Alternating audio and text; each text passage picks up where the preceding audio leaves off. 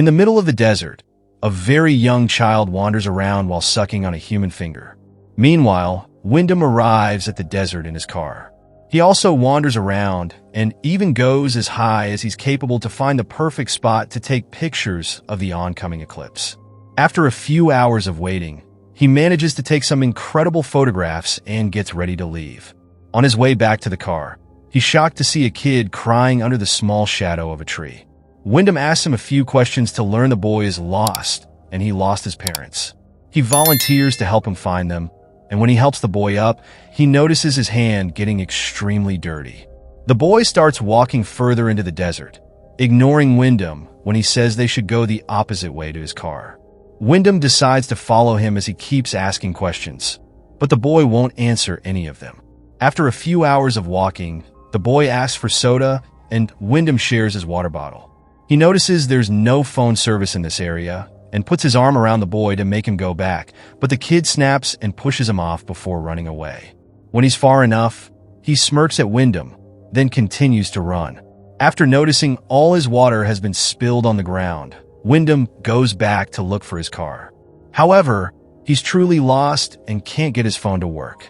When night falls, Wyndham tries to find shelter against some rocks, but he can't sleep because he hears a weird noise. He decides to follow it and finds a bunch of bottles hanging on branches plus a woman singing at the bottom of a canyon. Wyndham takes a closer look and is surprised to discover there's a whole house down there. There's a ladder nearby, so he goes down, moving carefully to avoid falling. Eventually, he makes it to the house and knocks, although nobody answers. Wyndham goes inside anyway and finds Alina cooking. When he asks for a phone he can use or some directions, Alina explains she doesn't have a phone and shares some food. No matter what he asks, Wyndham doesn't get any more answers from her.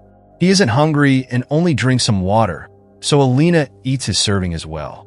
After dinner, Alina invites Wyndham to stay for the night, and he can't help staring at her while she changes. The next morning, Wyndham wakes up first, so he silently gets out and relieves himself while looking at a strange painting on the canyon. Then he tries to finally leave, only to discover the ladder is gone. Since Alina is still sleeping, he decides to grab his camera and take a bunch of pictures, finding more weird paintings as he looks around. There's also a cage and a peculiar animal skull. Suddenly, he hears a noise and finds Alina fixing the roof.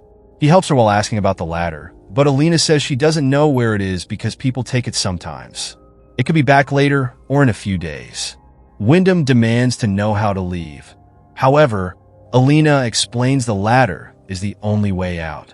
Afterward, Wyndham tries to climb out of the canyon, but it's impossible without the right equipment. Yelling for help doesn't do anything either. He comes down covered in dirt, and Alina convinces him to let her wash his clothes. Later that night, Wyndham comes out when he thinks he hears some noises similar to voices, but he doesn't see anything. The next day, Wyndham searches the house until he finds bandages for his hands and a hammer, which he uses to try climbing again. As he goes up, he continues to hear the strange noises and confirms they're boys' voices. Suddenly, someone throws down a pig head, causing him to slip and fall. Wyndham wakes up in the evening, feeling unbearable pain because the hammer is stuck in his leg. Alina soon comes to remove the hammer and takes him into the house. For the next few days, Wyndham stays in bed having hallucinations because of the pain. Sometimes he thinks there's a boy in the house with them. Meanwhile, Alina is going through her monthly bleeding and uses it to add a mark on the wall. When Wyndham is finally feeling better, he discovers he has a limp and can't climb anymore, so he goes outside to yell for help. The kids won't answer, and Wyndham goes on a rant about his need to return to normal life while asking Alina to do something. She doesn't answer any of his questions and only says she can take care of him, but he asks her to leave him alone. At that moment, a few boys finally appear on top of the canyon, and Wyndham begs for help. They agree to lend him a hand, but first they want to know his favorite color, so Wyndham answers red. The boys then leave for a few hours, and Wyndham hides in the shadows from the melting sun, looking at the things in his wallet while missing his old life. When the boys come back, they throw some rope for Wyndham, who ties it up around his body, but doesn't hear a boy say he should have chosen blue. With Alina watching from the window, the boys start pulling Wyndham up, but they stop midway. Starting to lose his mind, Wyndham yells at them and tries to climb the rope, but it makes his wound hurt more. The boys leave him hanging for a few hours, and Wyndham's skin is becoming red because of the sun. Suddenly, a boy starts peeing on him while the others move the rope from side to side and chant in a mysterious language. A terrified Wyndham begs Alina for help, so she comes out and scolds the boys in the strange language, causing them to lose control of the rope. Wyndham hits his head against the canyon and passes out. In the evening, Wyndham wakes up in bed. He immediately tries to run away, but he barely takes a few steps before collapsing. When Alina comes to check on him, she explains the boys are strays that the desert brings together. She also says Wyndham belongs there now, so he should behave and stay silent to survive. The boys then appear on top of the canyon again and start spitting at him while Alina has her dinner inside, ignoring the screaming. From then on, Wyndham has no choice but to accept his new life with Alina. Noticing his clothes have been ruined, Alina offers him new ones from a trunk, and Wyndham is surprised to see she has many men's garments. Later, he helps with the farming and plants some seeds because somehow the ground is fertile on a very specific section of the canyon. He's interrupted by one of the boys sending down a box of things, which Alina quickly takes inside. When Wyndham asks where they found it, she says it doesn't matter and lets him keep the bottle of whiskey. As days pass, Wyndham grows frustrated because Alina only talks when necessary and doesn't engage in actual conversation. When he complains about it, she announces he's drunk enough and stops him from grabbing the bottle again. That night, he hears the boys being loud and runs outside, ignoring Alina's warnings.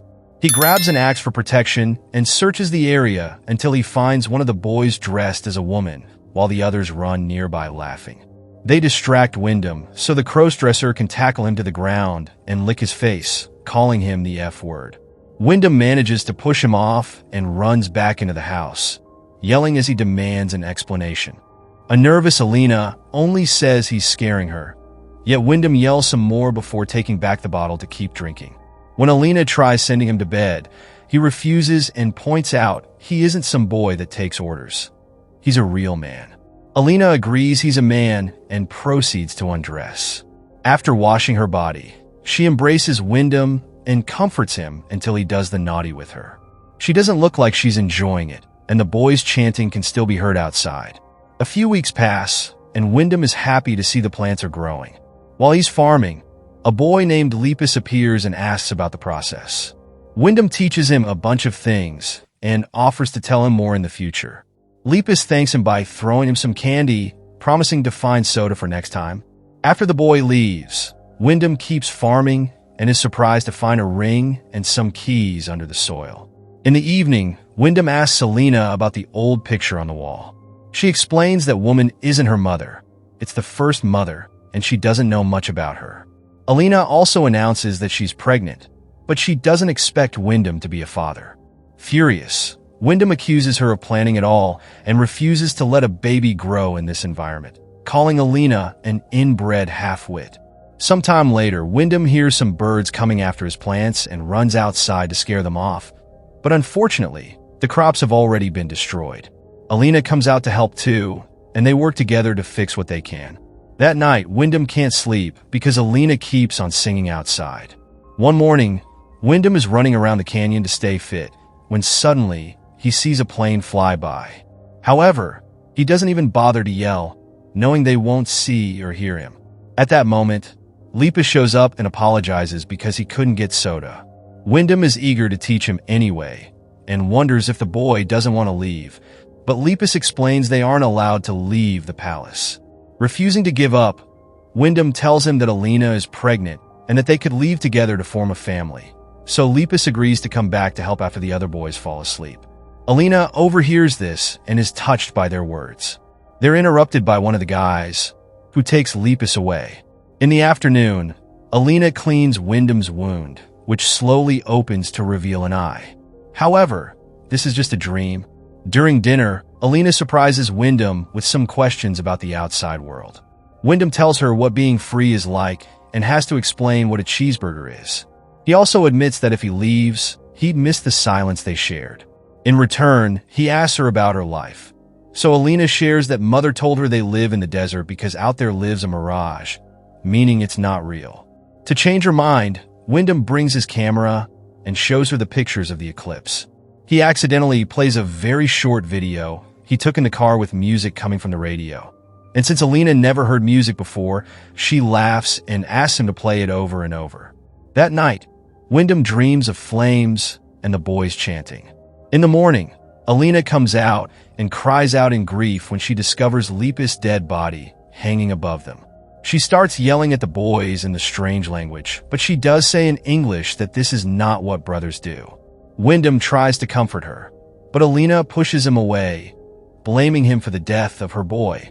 While Wyndham realizes many of the boys are her sons, Alina beats him up with a wood plank. For the next few months, Wyndham is kept inside a cage, and Alina only approaches him to bring him food. Whenever he sees the boys on top of the canyon, he tries to get their attention, but they ignore him. One day, Wyndham is excited to see a hiker passing by and asks her to save him, so the woman leaves to find help. Unfortunately, the boys find her first and quickly kill her, causing Wyndham to have a breakdown. He keeps hitting and shaking the cage, yet Alina pays him no mind. One night, all the boys descend into the canyon, and one of them gives Wyndham a peach, which he eats in tears. Afterward, a ritual begins. The boys dance around a fire, and Alina calls them sons and brothers. She also breastfeeds a boy regardless of his age. Then she covers her eyes with leaves, and the boys put a bedsheet over her head before pouring blood on it. Seeing all this, Wyndham finally understands what's going on. The boys bring innocent hikers to the canyon, so Alina can manipulate them into doing the naughty, and she can give birth to more boys. This is a cult started by the first mother, and the blood marks on the wall indicate there's been a few mothers since then. That's why the current group of boys is formed by either Alina's brothers or her sons. The men are then killed and buried in the ground, explaining why that small area is fertile and Wyndham found items buried there. Later, when Alina brings Wyndham a blanket, he tries to convince her he'll behave and promises to give her as many babies as she wants. He also offers to educate them and be a real family. He uses romantic words to try to manipulate her, but she doesn't fall for it, saying he never had a choice and he's nothing but a seed. She's only keeping him in the cage until the baby is born in case anything goes wrong. Sometime later, Alina wakes up in unbearable pain from the contractions. She feels something is wrong, so she runs outside to release Wyndham, explaining it was never like this before. Wyndham agrees to help her, but as he walks her back to the house, he sees the boys on the canyon and the ladder back in place. He immediately runs toward his salvation and drops Alina, who gives birth on the ground. Wyndham freezes when he hears the crying and decides to meet his baby girl after all. Alina lets him hold the baby for a few minutes before taking her back, explaining this girl will become the new mother. She thanks Wyndham for his cooperation before the boys surround him and kill him by slashing his neck. Later, Alina puts Wyndham's things in the trunk with the other men's. Outside, the body is being eaten by